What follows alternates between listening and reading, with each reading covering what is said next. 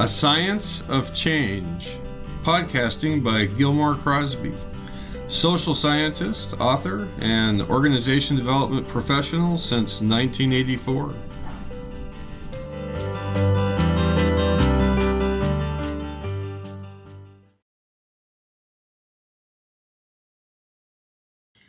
Welcome to this podcast, which will be an introduction to Diversity Without Dogma, my latest book, which applies the social science of Kurt Lewin to understanding and fighting racism and all forms of prejudice.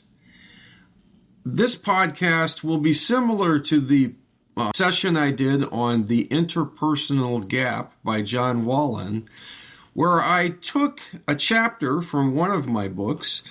I've actually written about the interpersonal gap in 4 or 5 of my books because I think it's so important, including Diversity Without Dogma. I included it there with a special look at prejudice in the interpersonal gap and racism and how that influences misunderstanding in individual interactions. So I'm going to literally follow the introduction in the book, but add to it. I keep, of course, learning things, and even though I'm quite pleased with what I've written, I am also a critic of my own writing and have other ways of putting the same information. So that's what this episode of my podcast is all about. Introducing diversity without dogma.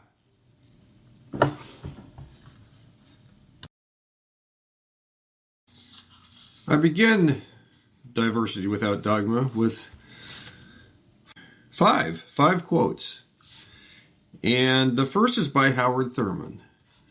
I do add women to this quote. So whenever you hear "and women," that is a modernization, you could say, of the original quote. The burden of being black and the burden of being white is so heavy that it is rare in our society to experience oneself as a human being. It may be, I don't know, that to experience oneself as a human being is one with experiencing one's fellows as human beings. It means that the individual must have a sense of kinship to life that transcends and goes beyond the immediate kinship of family or the organic kinship that binds him or her ethnically or racially or nationally. He has a sense of being an essential part of the structural relationship that exists between him and all other men and women, and between him, all other men and women, and the total external environment. As a human being, then, he belongs to life and the whole kingdom of life that includes all that lives and perhaps also all that has ever lived.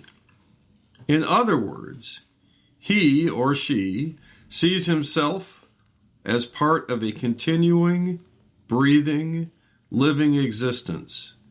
To be a human being, then, is to be essentially alive in a living world. Howard Thurman. Buddhist monk Thich Nhat Hanh is the next source. When you plant lettuce, if it does not grow well, you don't blame the lettuce. You look into the reasons it is not doing well. It may need fertilizer or more water or less sun. You never blame the lettuce. Yet if we have problems with our friends or our family, we blame the other person. But if we know how to take care of them, they will grow well, like lettuce. Blaming has no positive effect at all, nor does trying to persuade using reason and arguments. That is my experience. No blame, no reasoning, no argument, just understanding. If you understand and you show that you understand, you can love, and the situation will change. Thich Nhat Hanh. Next, one of my favorite sources, perhaps an unusual source, Roberto Clemente, the Great One. Anytime you have an opportunity to make a difference in this world and you don't, then you are wasting your time on earth.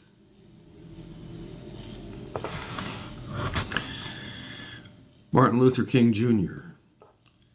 Where do we go from here? Chaos or community? And finally, Aesop. United we stand. Divided we fall.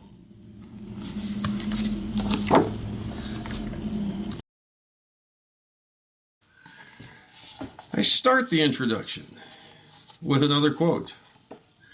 The introduction, by the way, is titled, Why We Need a Better Approach. The quote from Joseph Campbell. The society is the enemy when it imposes its structures on the individual. On the dragon there are many scales. Every one of them says, Thou shalt. Kill the dragon, thou shalt. This book has been written to slay the dragon, thou shalt. The dragon in this case is racism and any other form of prejudice. The dragon is also dogma in the fight against racism. The dragon of dogma, we hold the truth about you.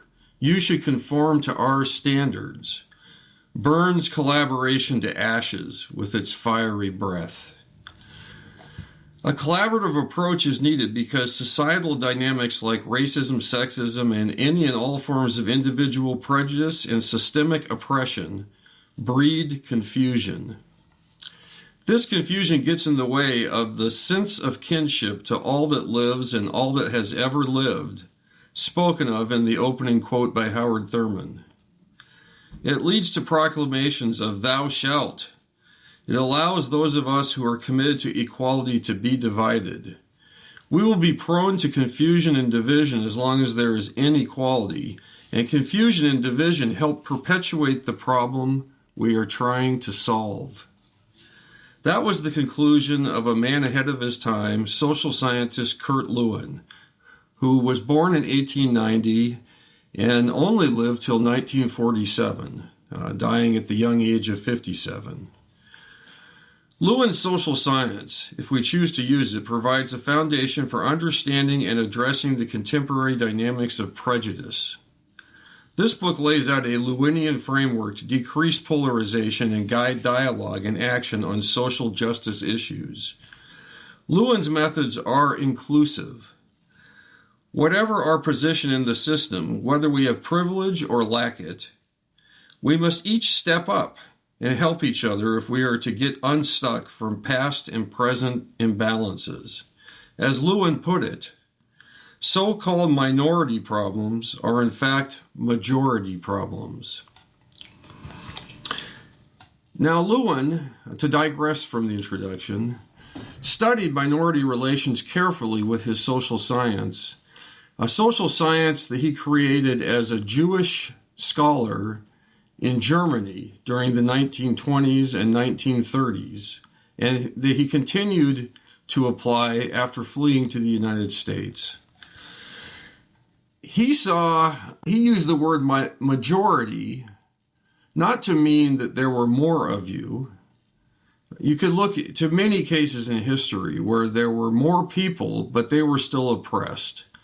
Look to the Holy Land during the time of Jesus, when the local people, you couldn't call them citizens, the Jewish people, had no rights. Roman rule meant that only Romans were citizens and that they could kill at will.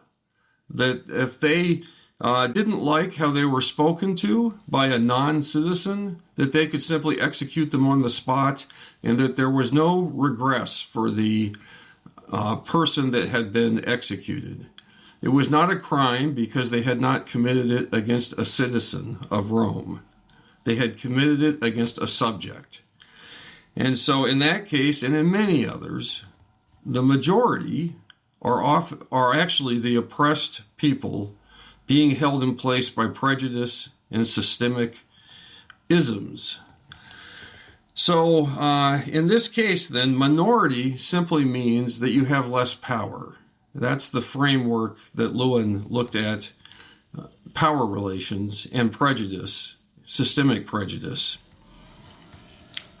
With that in mind, here's a brief introduction of Lewin. He said, "No research without action, and no action without research. Too much of the current DEI, which stands for diversity, equity, and inclusion," and there are other terms that speak of the same thing, terms with more letters. This way of framing the problem keeps changing, and I stuck with DEI because it's one of the most common ways of talking about it. So too much of the current DEI approach is insight-based instead of action-based. Even though institutional racism is identified as the root problem by many of the people who write about the issue, the change effort in most organizations is focused on looking inward for bias instead of taking action to eliminate institutional racism and other isms. Lewin's approach is balanced. What people think is important, but no more important than what people do. So, thinking of yourself and whether or not you are prone to any prejudice, and part of the framework I lay out in this book includes that any prejudice begets prejudice. Thinking of yourself and trying to understand your biases is a worthy thing to do. But it's not as important, even if you have a bias, as taking steps to decrease societal, institutional racism. I'll say more about that. And if you take steps to decrease institutional racism, even if you have biases, can help you overcome your biases. The more we work together, the more we understand each other and care about each other. If you bring people together to change things, this will change what people think. We don't need therapy. We need action based on dialogue. That will be the best therapy. It's time for a bias for action. Instead of spending your energy soul-searching for evidence in your thoughts and behaviors that you have unconscious biases, put your energy into doing something practical about racism. I give plenty of examples in the book, but I'm currently trying to get my bank to talk to me about their lending practices. It hasn't been easy. They keep giving me their standard corporate line, even though I've been with this bank for at least 2 decades. And I'm approaching them, I think, in a friendly way. I just want to know that if they are being careful not to have bias in their lending practices, because that has been documented over and over again. And that's the type of action I'm talking about.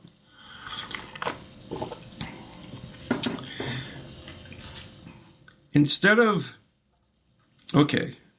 pardon me for a moment. At least find where I was in the introduction.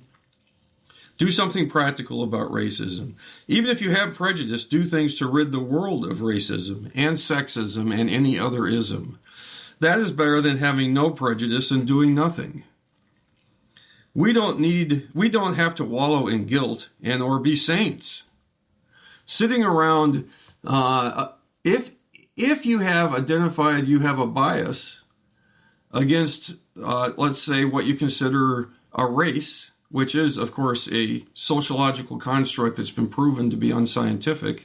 But even if you have a bias, sitting around and feeling bad about it isn't going to help. you have to do things, you have to take action to make sure that the world decreases bias. That's my simple hypothesis. If you have prejudice, do things to rid the world of racism. That's better than having no prejudice and doing nothing. We don't have to wallow in guilt and or be saints. Okay, I already said that. Search yourself, as Bob Marley said, but when push comes to shove, favor action over insight. This text, then, will use Lewin's social science to sort through the many approaches to and positions held on race, racism, diversity, and related topics.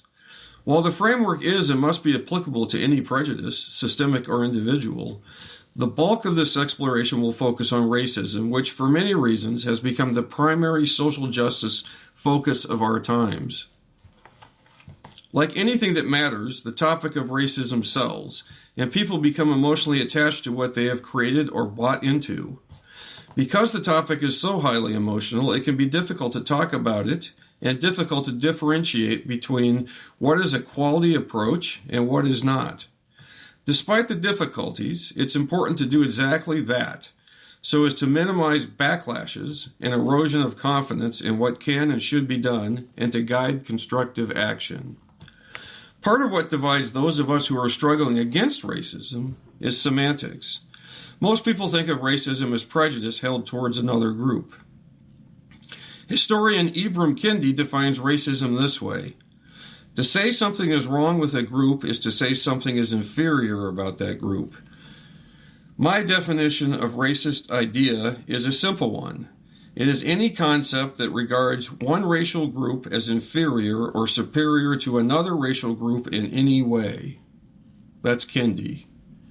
I agree with him. In other words, any negative stereotype held about other people that you think of as a race is racism. In other words, anyone can be racist. I am racist. I have a deep mistrust of white males. And it's, I am a white male. I trust myself, but when I look through recent history, I certainly don't want to become defensive for the actions of many people who biologically look similar to me. That doesn't mean that I don't have deep regard for many people who do look biologically similar to me. So it's a matter of distinguishing between people. I certainly don't want to only be known for my biological characteristics. And I'll say more about that later. In other words, any negative stereotype held about other people that you think of as a race is racism. The categorization of groups by race is not scientific, it is social, in the eye of the beholder. Such categorization may include a mix of geographical, religious, and ethnic commonalities, and usually includes generalizations regarding superficial physical differences, such as skin color. If you go to virtually any region in the world, you will find local prejudices based on concepts of race. Jamaica, a culture full of love, which I love deeply, consider my second home, and mean no disrespect towards, can nonetheless help us understand Kendi's concept of racism. Jamaica is a useful contrast to the U.S. because it is primarily what most people would consider a black population. Applying Kendi's definition, this does not mean there is no racism. Having spent decades working there, and with the added insight from my marriage to a Jamaican, I know there are negative racial stereotypes held in Jamaica, as there are pretty much everywhere, toward whites, including prejudice favoring pale-skinned Jamaicans, known as brownings, toward Chinese, toward immigrant Indian businessmen, toward Muslims, and no doubt towards others. Just because the primary racial issue in the United States is white and black, the primary division, does not mean that in a culture that's mostly black, there is no racism. And the problem is, if I believe that I am free of those issues because of my race or my gender, then I am now going to potentially overlook and perpetuate prejudice without realizing that I'm part of the problem. Let us turn here to sociologist Robin DiAngelo, a leading voice on DEI and author of the best-selling book, White Fragility. The fact that it's best-selling means that there's a whole lot of people reading it and being influenced by it. And there's a lot of people who are well-intentioned, wanting to overcome racism, that are actually doing practices which create division. As if the subject of race is not touchy enough, talking about DiAngelo is just as touchy, and there is a risk of losing some readers and listeners by either agreeing or disagreeing with her. Hopefully, you will take a slow, deep breath and read the full introduction, listen to it more than once if you have a strong reaction. Otherwise, misunderstanding and reactivity may close the mind to what follows. That is good advice in all attempts at DEI-related dialogue, and indeed in all attempts to talk about difficult subjects. The approach to DEI presented here aligns with DiAngelo in some ways, but differs with her in others. Her work has played a significant role in raising the DEI conversation to a much broader audience, and I'm thankful for that. A downside is that there are many who are passionately attached to her and her message and are quick to jump to her defense. This has been true throughout human history. We get attached to groups, we get attached to ideas, and we can become closed-minded because of them and defensive. And we need to come together if we're going to overcome these social ills, social diseases like racism and sexism. So if we're overly attached, then that may very well get in the way. Back to what I've written here. This is particularly because DiAngelo offers no clear framework for how to have dialogue, mutual exploration, or how to give and receive feedback. When she leads a much-needed conversation on racism, the conversation predictably digresses into polarizing debate. She herself predicts it, writing that reactive debate happens over and over again during her workshops. She ascribes the cause to, quote, defensiveness, end quote, of the white participants, not to how she is relating to them. In contrast, this book provides an approach that encourages dialogue instead of debate. The million-dollar question is whether the writer and the reader and the listener will find common ground long enough to get past initial reactions, if strong, so the reader and listener can give this approach a chance. Let's return to the example of prejudice in Jamaica. DiAngelo's approach wouldn't consider any of the aforementioned Jamaican behavior racism. Neither do many Jamaicans. In my wife's eyes, the national motto, quote, out of many, one people, end quote, is how Jamaicans truly see each other. They are one people regardless of their ethnic roots or the color of their skin. Given that perspective, Jamaicans tend to think that racism is something that occurs elsewhere and that is perpetuated by, quote, white people, end quote. DiAngelo's thinking essentially agrees. She asserts that, quote, racism, like sexism and other forms of oppression, occurs when a racial group's prejudice is backed by legal authority and institutional control. That's from her book. The people who have held that, quote, authority and institutional control, end quote, in recent history across most of the globe are, quote, whites, end quote. I say that as a quote because no one is white. There are different shades of skin color, and there's certainly been a majority in power that has a pale skin color. But as you shall see if you stick with me, who's in that group has changed over history.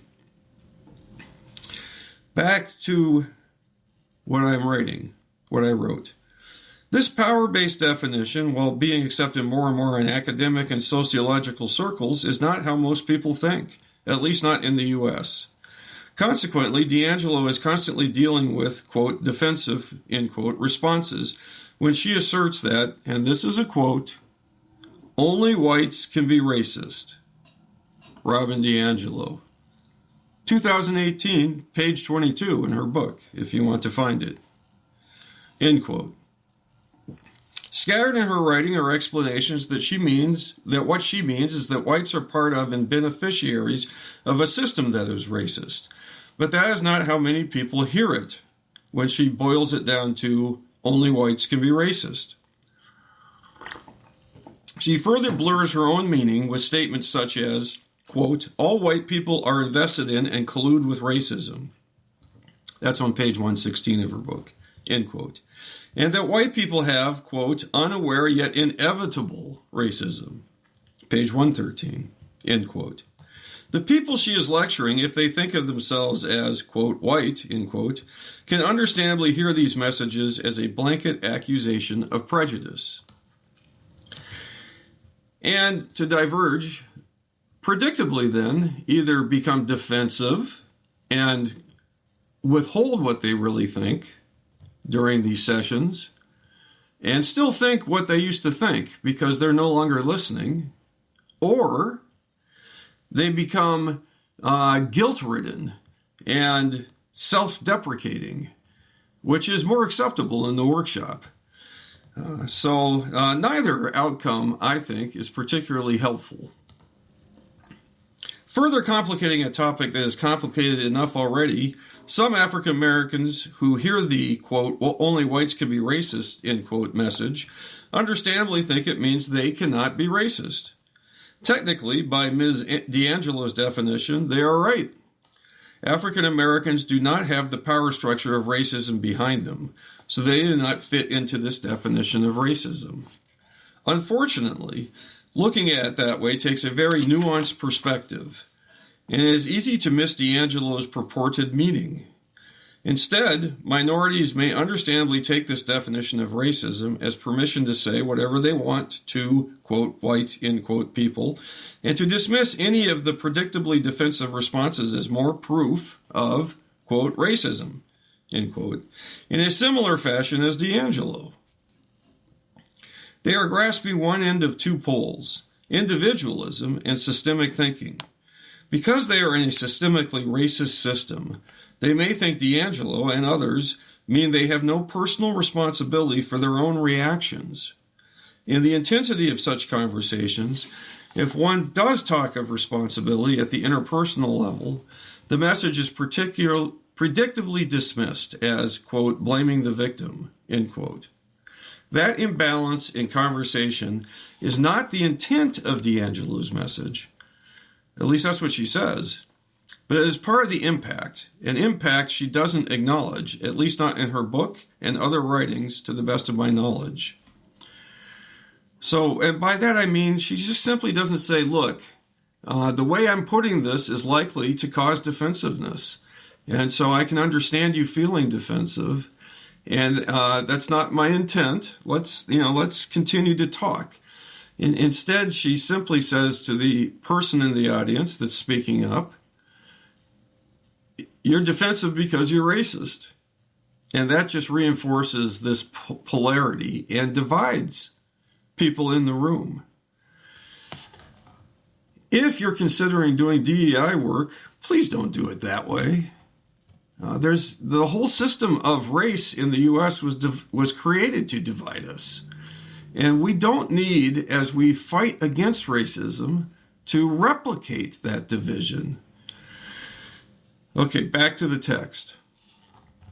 Rather than trying to fight the needless and uphill battle of confronting the majority and attempting to teach them what D'Angelo means when she says, quote, only whites can be racist, end quote, we need to find a way to come together against racism. This means accepting Kindy's definition of racism instead of D'Angelo's. Prejudice is a tense enough topic and problem without us adding to the tension. As Rodney Coates, a friend of mine, and the co-author of The Matrix of Race, put it to me in a private conversation, microaggression and blind spots are the wrong way to start conversations about diversity. That's the end of that quote. Starting with fighting words and expecting people to come together is a mistake. To some extent, I've already done that by laying out my differences with D'Angelo. But I think that contrast is important as we explore what to do and what not to do.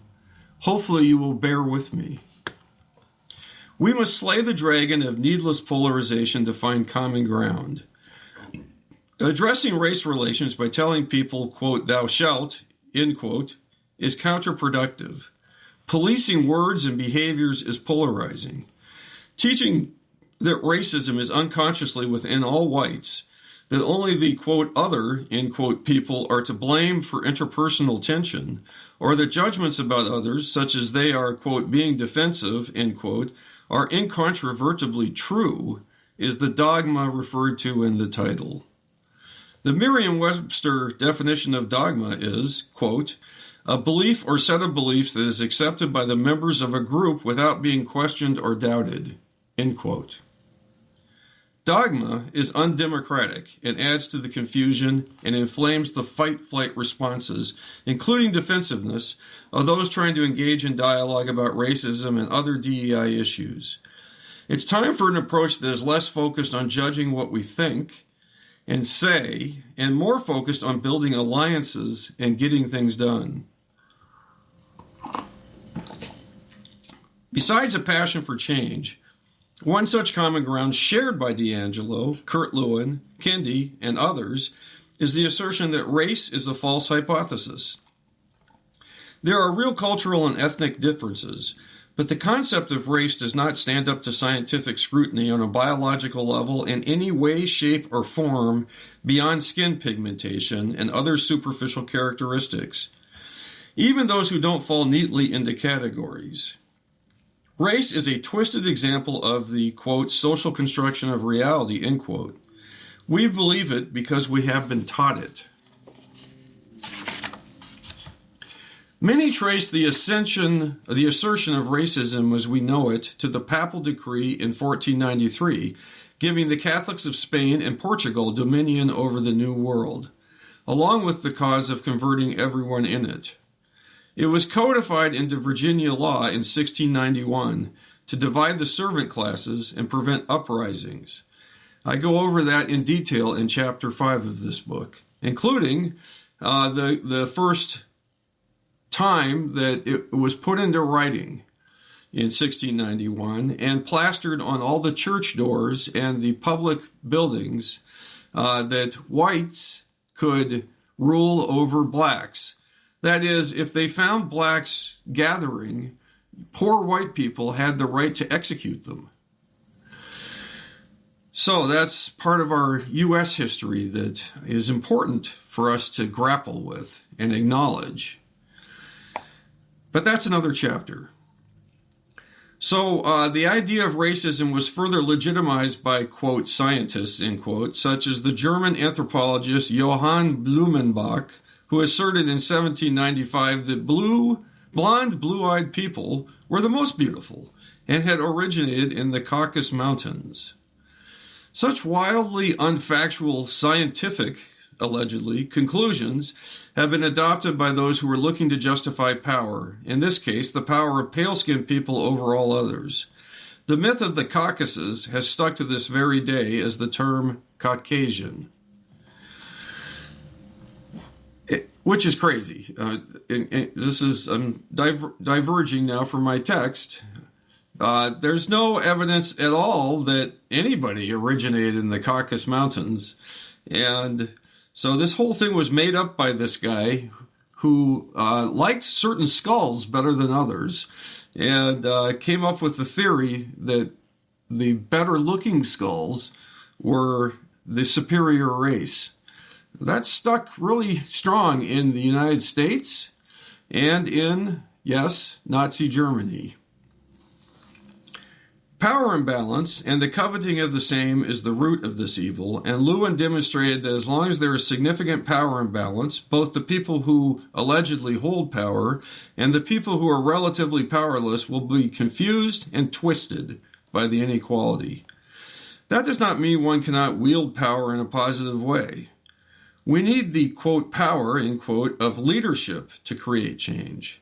How to effectively lead and be led will be part of the framework in this book and is explored carefully in Chapter 12. Some of the dogma on the left is that we should have equality in all of our organizations, and so that there should be no hierarchies. The hierarchy is bad. And that is another dogma that just adds to confusion. Hierarchy is a structure. We elect people. We need them to lead. And so that's how democracy works, is that you have a hierarchy where you have some influence over who's in it. But hierarchy itself is not inherently evil. Certainly people can misuse it and have. But rebelling against it is just another dogma.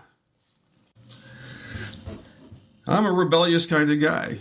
And so I can definitely identify with the underdog and with rebelling against power structures that are doing harm.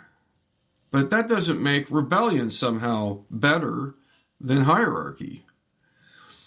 It can be taken to an extreme that creates just as much trouble.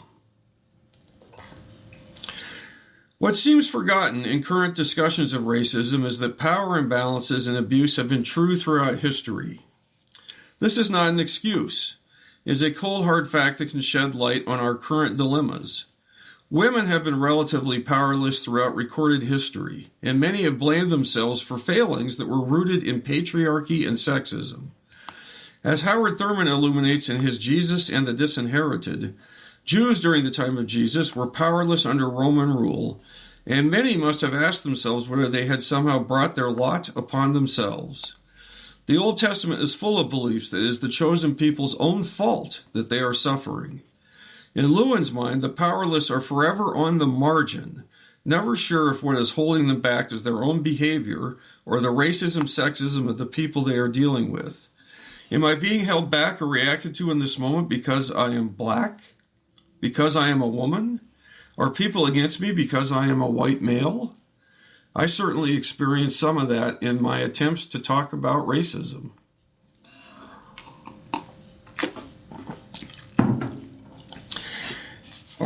Am I struggling because of personal shortcomings and behaviors I need to address? How can I tell the difference? That is the foggy territory we tread.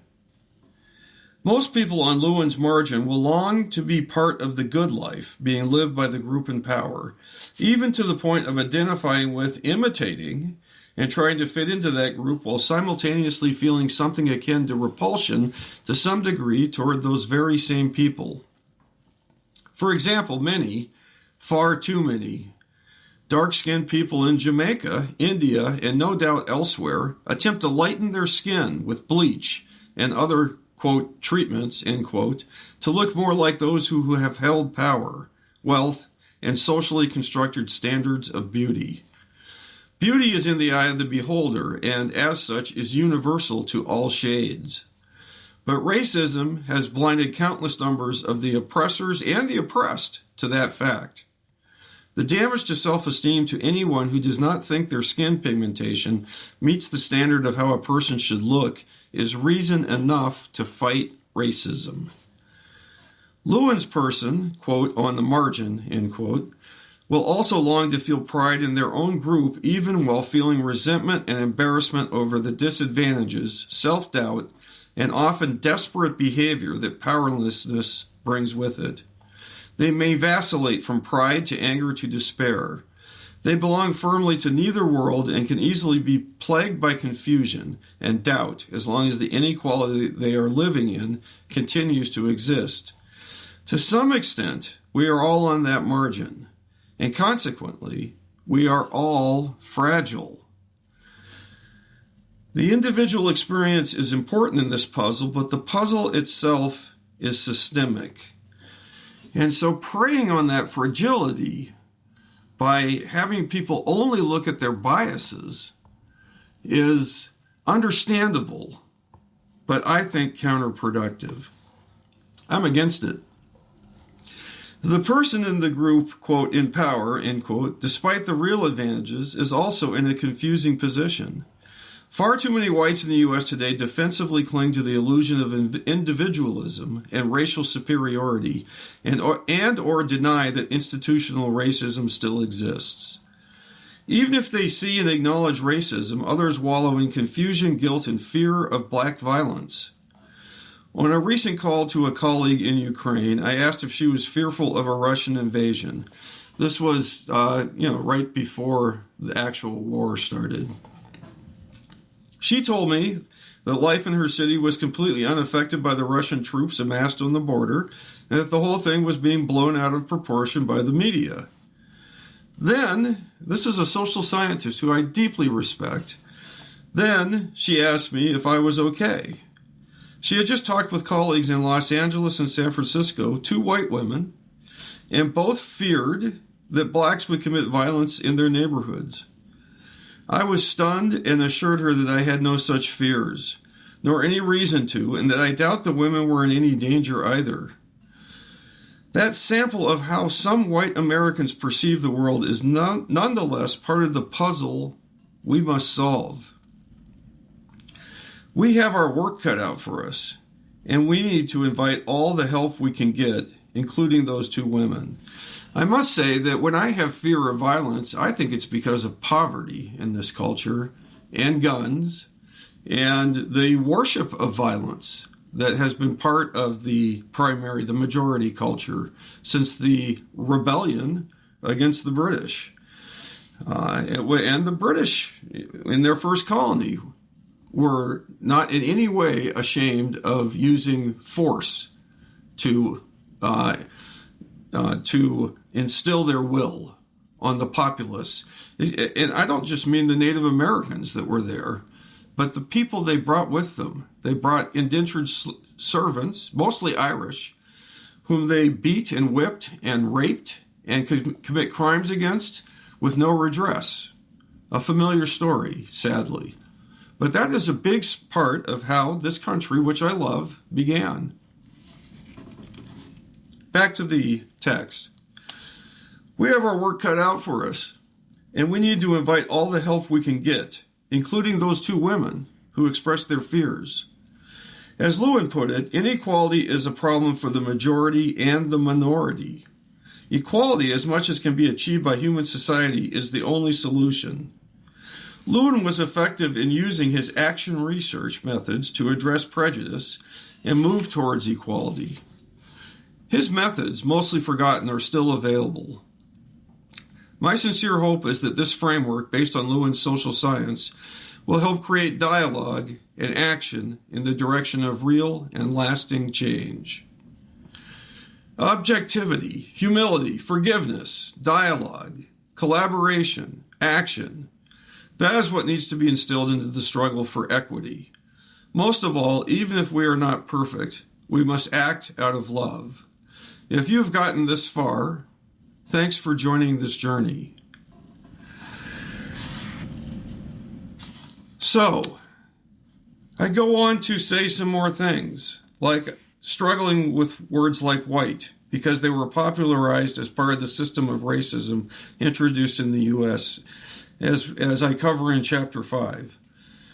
It's possible that using terms created to segment the population as a means to assert inequality, such as white, black, and Asian, will perpetuate more of the same.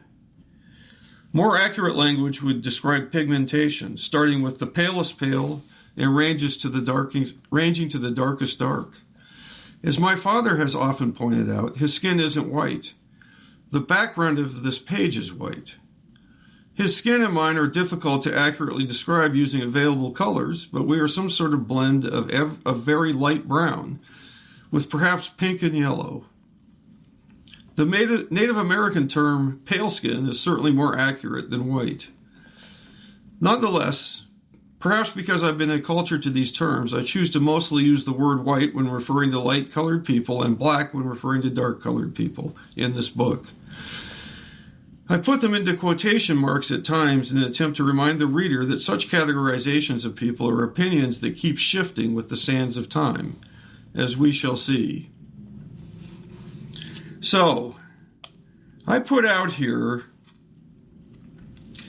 a framework for addressing racism and any form of prejudice, because I think that's desperately needed, that people have some common way of looking at the problem and then of talking to each other.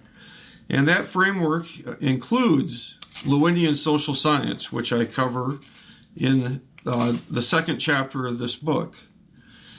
And, for instance, his model of minority relations and the social construction of reality, which is commonly understood in sociological circles, and including by sources like Robin DiAngelo, a sociologist, but needs to be understood by everyone, so that we aren't just believing that some of these things are facts somehow, just because we hear them over and over again.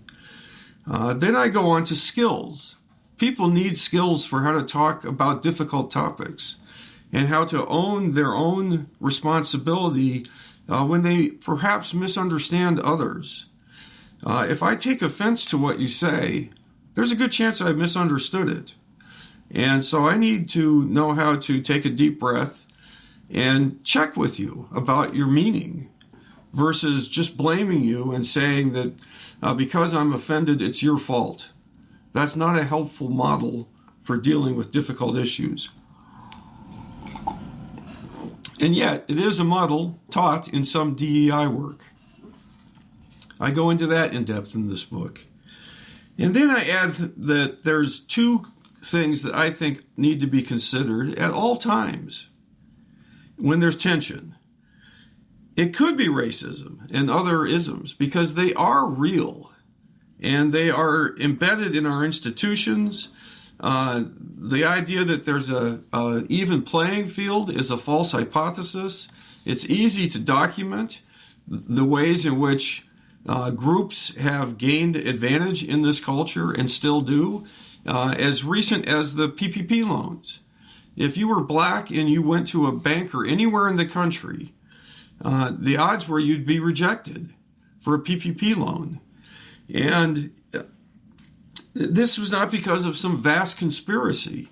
This was because of individual bias of the bankers. And I don't hate bankers. And it's easy for the banking system to perpetuate bias.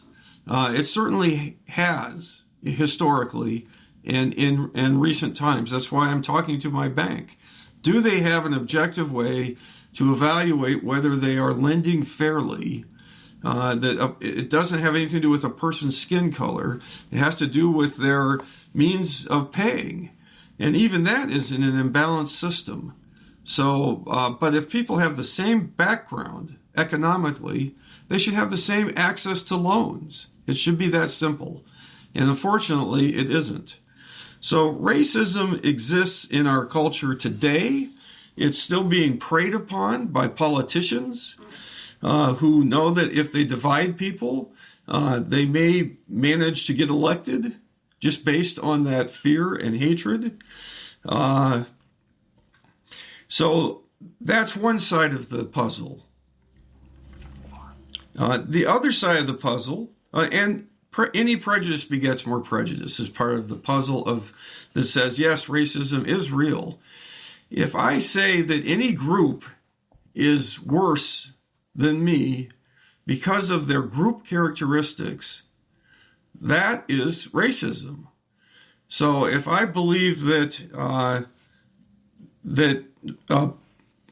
people in the gay community are inferior in some way, then I'm prejudiced. And so if I allow that prejudice, then I'm opening the door for any kind of prejudice, including prejudice towards my own group. Prejudice begets prejudice. And I realize at this moment I'm forgetting the term there, the current term for sexual preference. And so you may hold that against me. I'm not perfect. I'm not going to look it up right now. It could pop into my mind because it's somewhere in my brain. But I believe that social equity has to be for everyone in every group if we're ever really going to overcome it. So on the other side of the ledger then is that it's not always about racism. I may be running into conflict that has to do with my role in an organization. I may be running into conflict that has to do with the personal characteristics of the person I'm dealing with and my own characteristics, my own reactions to people and situations. Even if that person happens to be of a different, quote, race, end quote, or gender, that doesn't mean it's about race and gender in that moment. It might be, but it might not be. And any blanket characterization that says it's automatically prejudice is a sloppy characterization. It's just not accurate. And so accuracy is important when we're confused, trying to create accuracy. We all have stuff about authority that we carry from our family systems. It's important for people to know themselves. I may want to be the exact opposite of the people who raised me in terms of how they wielded authority. So that may be a big issue for me that I bring into race relations and to other conflict situations. Power and authority. My biases about that. Everybody's affected by this. So if we're going to be truly inclusive, everybody has to be invited to help work on the problem.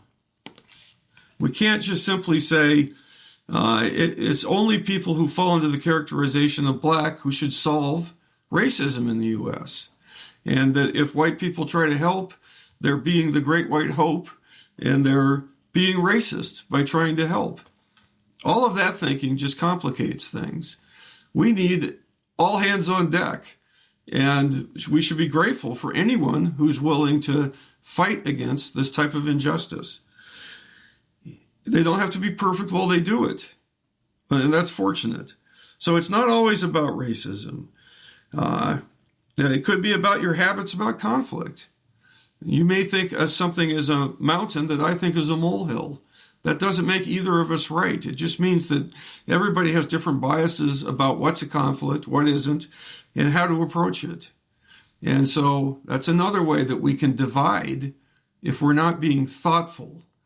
And so all of these things in this framework, I think if there's going to be successful workshops on racism, the ones I lead at least, I want everybody to explore all of these different aspects so that they have a better chance of figuring out how to collaborate to overcome institutional racism and individual moments of tension, which could be moments of racism.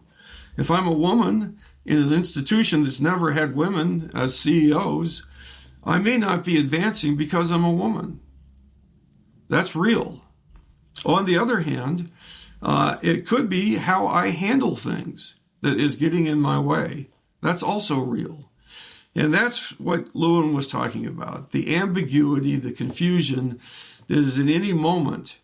How do we sort through that? We have to have tools for sorting through that and not just assuming one thing or the other. So that's the framework I've attempted to put forward in this book, Diversity Without Dogma. I then divide the book by chapters on each aspect of the framework, and I am going to go into pieces of this in future podcasts. So thank you for listening. I would appreciate your thoughts. There's a good chance that if you are angry at me right now, it's a misunderstanding. And so I hope you're willing to talk to me. I expect that in pursuing this work, some people are going to be angry at me or dismiss me.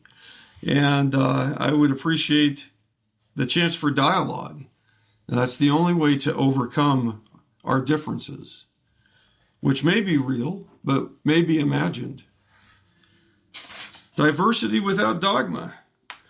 Lewin believed that the future for humans, if we exist into the future, will come from social science, will come from having objective ways to understand our problems, and from a social science that includes people.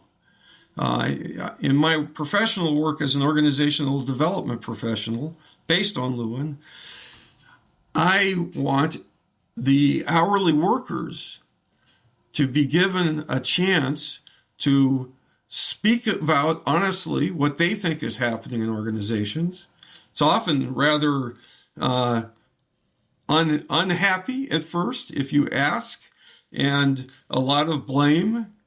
But then people at every level, and certainly blue-collar people, are more than willing to, if they think they're being treated with respect, to start thinking about what they can do about it, what they can do to work better with other groups in the organization, what they can do to work better with their supervisor, how maintenance can work better with production, how a location can work better with the central location that's trying to somehow improve productivity, usually by forcing solutions on people.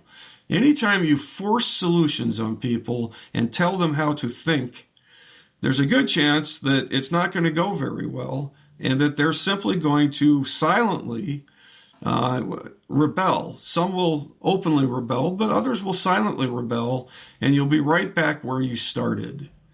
And so that's nonsense. And that is nonsense if it's happening in a DEI session. If people are being told right away that they're automatically racist, and that all that needs to happen is that they need to own up to it and somehow change how they think, and then the society will be better. That's not enough. It's not enough just to look at my own biases. It is wise, but it's not enough. We need action, and we need education where people can think for themselves and become part of the solution by helping to create their own path. That's a truly democratic approach to tackling racism, sexism, and anything that divides us. And that's what I invite you to do. I will gladly send the first 2 chapters of my book to anybody. It lays out social science of Kurt Lewin as applied to racism. And it also delves into, in those first 2 chapters, the basic skills, which I think are important to have, and the opposite of that goes on all too often, where people are blaming and just convinced that they're right. So thank you for your time. Thank you for listening. And please let me know what you think. Take care. Hey, I appreciate you listening. This, again, is Gil Crosby. And I want you to take advantage of what's available to you. I have many free materials. I am happy to talk to people about their situations, especially if you're trying to create change, either social change or organization change. We have frequent workshops that are available, T group workshops. If you have never been in a T group with us, then don't miss it in your life. Many people have said to me, of all the trainings I've ever received, I got this one 30 years ago, and it's the only one that stuck with me. You're learning from your actual interactions with the other participants and with the faculty. The faculty are walking the same talk that they're teaching of behavioral skills. It's a training workshop. That's what the T stands for. This is done in the spirit of the creation of T groups by Kurt Lewin and his associates. It's for groups. It's for teams. That's how it was originally designed. It is a opportunity to learn about theory and put it directly into practice. Again, the original design, you learn things and then you put them into practice. It was not just all ambiguity, which is how some T groups, most are led today, where the faculty hardly says anything. That's not how this is designed. So join us for that. There's always workshops. There's the Leadership Institute of Seattle, which has certificate programs, a two-year program where you will learn from T groups and learn how to do all the organization development work that my father designed, most of it, and I continue that practice alongside my brother Chris and many other associates. So don't be a stranger. There's a lot going on. It's always changing. So be in touch, and it's on the website, crosbyod.com. I look forward to working with you in your organization or as you pursue things like reducing gun violence and decreasing racism in our society. Whatever your goals are, the social science of Kurt Lewin guides how to achieve those goals in a reliable way. And so that's what I apply and practice every day and invite you to.